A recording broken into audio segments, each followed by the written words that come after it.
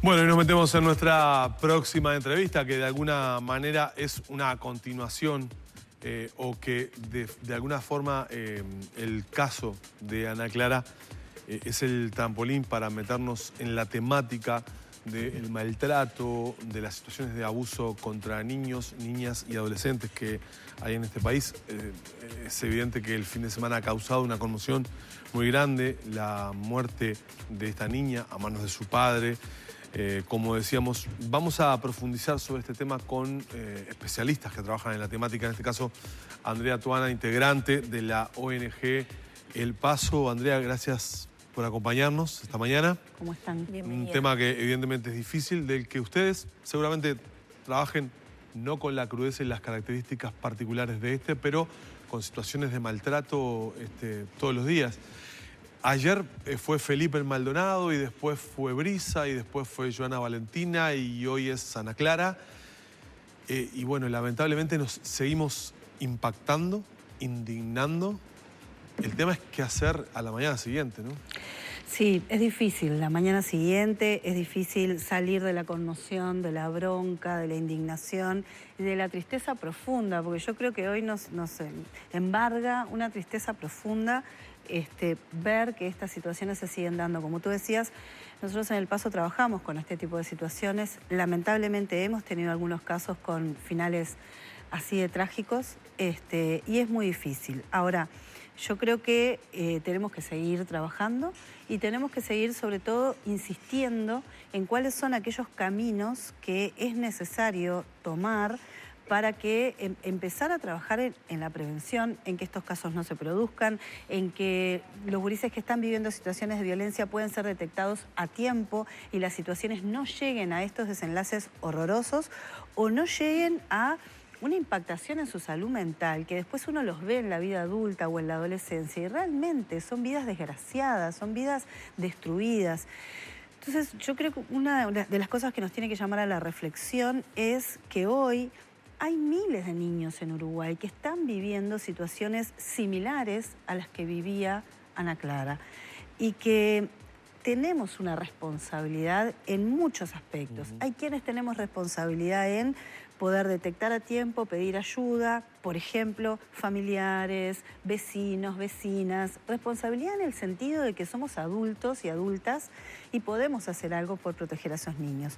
Responsabilidad en las instituciones. Las instituciones hoy tienen que tener los mecanismos claros y garantes para quien interviene en poder detectar un caso, hacer una denuncia y tener rutas de salida. ¿Eso tener funciona respuestas hoy en día aceitadamente? En este caso parece que no. Bueno, en realidad eso funciona parcialmente, te diría yo. Creo que falta mucho camino en este país para que la causa de los niños sea una causa central y prioritaria y que las instituciones realmente estén equipadas, por decirlo de alguna manera, con las respuestas diversas y necesarias para este tipo de situaciones. Hoy da la sensación que la temática infantil es una temática relegada en la agenda pública. Exactamente. La temática infantil y especialmente la violencia hacia los niños. ¿Por qué? Porque nosotros venimos de una tradición adulta de que se le puede pegar a los niños y que por una buena razón, una palmada a tiempo previene otros males. Antes pegábamos con el cinto, hoy decimos no, cinto no, pero aceptamos un tirón de pelo, un zamarreo. La violencia psicológica, que es tremenda, que provoca mellas y daños horribles. Hemos tenido casos de gurises que se suicidan por los niveles de violencia que viven. Sí, hay reportes de suicidios a edades mucho más tempranas, ¿no? Todos los años se da cuenta de eso. Imagínate la tristeza y la tragedia de esta niña que fue asesinada de una manera cruel, pero imagínate el infierno que debe sufrir un niño para terminar tomando la decisión a los 12, 14 años de quitarse la vida. Sí. Entonces, ese sistema hoy no funciona como debería. Yo creo que es necesario realmente que los adultos y adultas hagamos presión para que la causa de los niños sea colocada como una causa prioritaria, que el sistema de justicia se prepare y se forme. No es cualquier profesional y cualquier juez o jueza que puede intervenir en esto. Hay que tener formación específica, hay que saber valorar el riesgo, hay que saber ver los indicadores. Una de las cosas que pasa que es absolutamente inadmisible, que los equipos técnicos que están en territorio, que acompañan a la familia y al niño durante meses, te hacen un informe informando el riesgo, solicitando la protección, el juez le pide a sus peritos su valoración y muchas veces los informes son contradictorios. Los peritos consideran que no hay riesgo y que no hay ninguna necesidad de sacar a ese niño de su entorno familiar. Entonces, eso es algo absolutamente inadmisible. ¿Dónde estamos fallando? O sea, parte de la consecuencia de la falla que hoy se da es que los niños muchas veces vuelven a su contexto, a su familia, sin un seguimiento y muy probablemente a volver a ser víctimas de quienes los cuidan, supuestamente. Yo creo que hay dos grandes fallas. La primera es en la detección, en la intervención. Todavía hay muchas instituciones que no intervienen. Lamentablemente tenemos muchos casos donde el sistema de salud no interviene, valora que no es tan importante el riesgo, que no es tan grave la situación y atiende a ese niño y lo vuelve a mandar a su casa sin informar al sistema de justicia y sistema de salud como otros sistemas, ¿no? Y yo acá siempre quiebro una lanza por las personas, porque hay personas dentro del sistema de salud, dentro de la educación y dentro del Poder Judicial que se la juegan por los chiquilines y dentro de los equipos periciales que se la juegan por los chiquilines y hacen hasta lo imposible para lograr eso. Pero el sistema no está dando los mecanismos y las garantías necesarias, ni presionando para que esto sea un tema. Y por otro lado, el sistema de justicia. Cuando se llega, cuando los equipos territoriales hacen todo el esfuerzo, hacen los informes y llega al Poder Judicial, de pronto nos encontramos con estos desastres, ¿no? Que, bueno, los equipos periciales no consideran, o el propio juez, no consideran porque escucha a la madre, escucha al padre y, bueno, y hace un acuerdo de que esto no vuelva a pasar. Entonces, si no le damos la prioridad a este tema, estamos mal. Y una cosa increíble que hoy sigue sucediendo en Uruguay es que aquellos varones que tienen tobillera por ejercer violencia extrema hacia sus parejas, los jueces les siguen dando visitas a los hijos. Entonces, esta idea de que tú puedes ser buen padre a pesar de que tengas una tobillera y seas considerado una persona de alto riesgo hasta que puede matar a su pareja o expareja, ¿cómo puede ser que se les sigan dando visitas? Obviamente se ha ido avanzando, hemos trabajado mucho con los jueces, hay muchos jueces que hoy están comprendiendo que eso no es viable y ponen toda la medida cautelar. Pero todavía seguimos viendo estas otras conductas. Y hemos visto niños asesinados en el marco de un régimen de visitas abierto cuando había una denuncia de violencia de género. Hablando de, por ejemplo, Misraji de Linau mencionaba la necesidad de seguimiento de los hermanos de Ana Clara, porque cada vez que sea una situación de violencia es de suponer que obviamente toda la familia es víctima. Son niños muy chicos, además, que probablemente no tengan herramientas ni siquiera para contar lo que viven. ¿Se hace eso? ¿Es habitual? Porque en este caso que sí había llegado, digamos, una puntita del iceberg, supuestamente una pelea puntual a la justicia, no desencadenó un sistema de que controlara y viera por la y por la una salud de los clavícula niños. fracturada también unos meses antes. Esa pudo haber sido también otra alerta, ¿no? Más allá de esa denuncia, Lore, que vos decías. Los gurises nos dan alertas todo el tiempo, nos muestran su sufrimiento y los adultos demoramos muchísimo en poder entender que quizás ese síntoma, un mutismo, un niño que se hace pichí, un niño que camina por las paredes en el aula escolar, nos cuesta muchísimo tiempo llegar a darnos cuenta que ahí puede haber una situación de violencia y tratamos de que el niño se sienta mejor, parar un poco su sufrimiento, pero si no lo transformamos, si realmente no nos formamos para ver que detrás de eso lo que el niño nos dice es que los están matando a palos, es complejo. Entonces, el seguimiento, lo que sucede muchas veces es que no va de suyo que si tú denuncias la situación de un niño en particular, el sistema de justicia o el sistema en general de protección mire por todos. En general se resuelve la situación de ese niño en particular. Y el resto, bueno, tráigame otra denuncia, hágamelo saber, pero no me meto. Entonces, eso también es complejo. ¿Y el barrio, la cuadra, impera el no te metas o eso se resuelve en cada familia? A mí me parece que si nosotros no logramos como país hacer realmente un pacto o realmente una campaña donde todos nos comprometamos, no podemos dejar el peso en el vecino de al lado. Bueno, el vecino tendría que haber dicho. Yo creo que la comunidad puede hacer mucho y puede marcar la diferencia. Es más, instamos a que haga la diferencia, pero para eso hay que acompañar, para eso hay que llamar, para eso hay que instrumentar, porque no es de cualquier manera, ¿no? Tampoco es que yo me voy a ir a meter en el sentido de puerta para adentro y no sé con qué me voy a encontrar, digo, quizás me expongo a una situación de riesgo, no es de cualquier manera. Entonces, si llamamos a la comunidad a intervenir, que yo creo que sí, que la comunidad tiene mucho para hacer, los vecinos, las vecinas,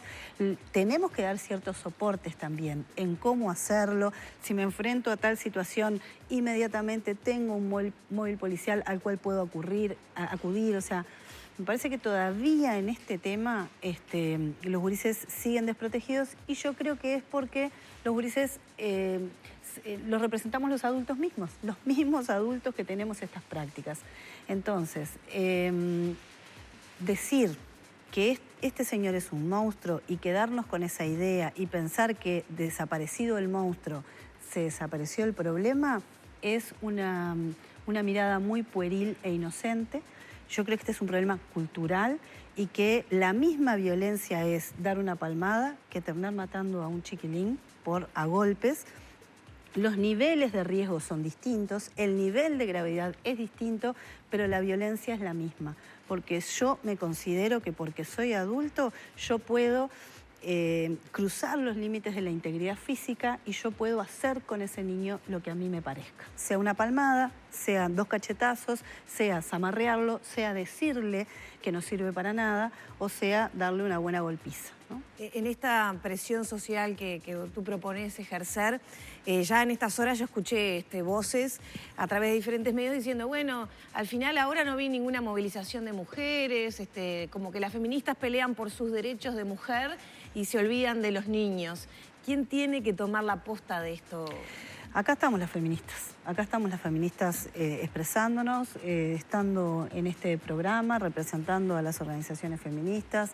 Ayer estuvieron Mujeres de Negro expresándose. El movimiento feminista toma la causa de los niños, el movimiento de infancia también, pero cuesta, porque también cuando nosotras trabajamos por los derechos de las mujeres se movilizan y salen a la calle. El 8 de marzo te llenan las calles, te hacen pancartas, te ponen más acuerdo, menos acuerdo con las expresiones, llenan las calles. No, los gurises no tienen esa posibilidad de ir a llenar las calles y además los gurises no votan y además los gurises no hacen presión.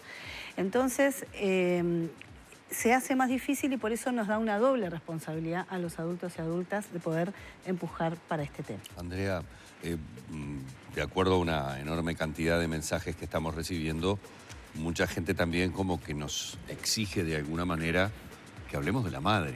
Es decir, ¿qué pasó con esa madre? Es decir, a ver, acá hasta donde uno sabe por los pocos datos que hemos dado, hay un padre biológico que no estaba teniendo contacto con la niña, aparentemente por los celos de la pareja actual. La niña tiene 4 años, o sea que tampoco es una pareja de tanto tiempo, esta nueva pareja. ¿Qué pasa con esa madre? ¿Hasta dónde tenía o no conocimiento? Aparentemente por lo que la justicia le imputa, sí hay conocimiento, por lo menos por lo que es procesada, y tal vez uno queda un poco perplejo por esa situación. Allí, ¿qué otros elementos operan para que esta madre no hubiera tratado de evitar lo que, bueno, lamentablemente se terminó dando? Y es difícil hablar de un caso particular que no conozco. La historia de esa madre, la historia de esa mujer, cuál era su participación en esto. Lo que sí vemos es que recurrentemente, frente a este tipo de situaciones, cuando hay un abuso sexual, a la que más se castiga es a la madre, ¿no? Porque yo he visto en redes sociales que se quiere o el mismo castigo o un castigo hasta superior, pensando en esa madre que no cuidó. En los casos de violencia hacia los niños hay distintas reacciones cuando son los padres o padrastros, el compañero el que abusa o violenta. En la casuística vemos distintas situaciones. Hay mamás que son cómplices y participan conjuntamente con el señor en el abuso sexual o en la golpiza. Hay otras madres que son cómplices por omisión, porque ven la situación pero por distintas razones no toman ninguna medida. Hay otras madres que de alguna forma minimizan y naturalizan ciertas prácticas de violencia porque o ellas la vivieron o porque siempre fue así. Entonces, bueno, no se imaginan que pueden llegar a este nivel o les parece que eso es parte de los castigos. Hay otras que no tienen la menor idea, hay otras que están tan sometidas a la autoridad, al sometimiento y a la violencia que ejerce ese hombre, que no se pueden ni proteger a ellas, y mucho menos proteger a sus hijos e hijas. Entonces, yo creo que acá, obviamente la Fiscalía actuó, tomó una determinación. Me parece que el hecho lo cometió este señor. La madre no estaba presente cuando ocurrió ese hecho. Yo en lo personal sería mucho más cuidadosa y haría una investigación mucho más profunda para realmente entender y determinar en qué circunstancias se encontraba esta señora. Lo mismo pasó con el caso de Felipe, ¿no? Que se la condenó a la madre cuando en realidad el abusador y el matador fue esta otra persona. ¿Es posible convivir, ya no sé si poner a la mamá, pero como vecino o persona cercana a una realidad así y no darse cuenta? Bueno, parecería difícil que un niño que llega a estos niveles de violencia, nadie pueda escuchar nada. Pero la verdad que no sabría responderte, Lorena. Muchas gracias, Andrea. A ustedes. Bueno, hemos estado tratando nuevamente este tema. Hay que decir claramente que desde que hemos empezado el programa han sido un sinfín de mensajes que hemos recibido. Hemos tratado de trasladar, primero de brindarle los detalles informativos, de trasladarle en este caso a Andrea, que ha sido muy amable, pero además ha hablado claramente de que puntualmente no es un caso que conozca. De hecho, hay que respetar un poco el trabajo de la justicia. Normalmente, digo, yo sé que la gente este tipo de situaciones la conmueve y quiere respuestas rápidas. No, aquí hay... La investigación recién empezó. Recién empezó. O sea, acá hay 180 días de prisión preventiva con dos personas que están imputadas, digamos, con una gran cantidad de delitos y un proceso que recién se inicia de investigación. Quiero decir a la audiencia que, si bien la audiencia fue reservada, a la televidente quiero decirle que nosotros tuvimos acceso a la carpeta con detalles que, por una cuestión ya de por sí el tema es extremadamente sensible, hemos dejado afuera detalles que evidentemente no hacen a lo informativo. A ver, meramente. detalles que se encierran en lo que la fiscal Valentina Sánchez le imputó al hombre Jonathan Pereira. Delito de homicidio muy especialmente agravado por femicidio, reiterados delitos de abuso sexual especialmente agravado y violencia doméstica especialmente agravada. A la mujer Jimena da Silva le imputó la misma fiscal reiterados delitos de violencia doméstica especialmente agravados, un delito de homicidio muy especialmente agravados, ambos en calidad de cómplice, y un delito de omisión de los deberes inherentes a la patria potestad en calidad de autora. Esto es lo que hasta ahora tenemos de la información, pero como bien ha dicho Danilo, este es el inicio de la investigación. Veremos qué es lo que termina arrojando. Andrea, muchísimas gracias. Gracias. Un placer. Hemos estado hablando con Andrea Tuana, ONG El Paso, en la mañana de Arriba Gente. De aquí nos vamos a la pausa.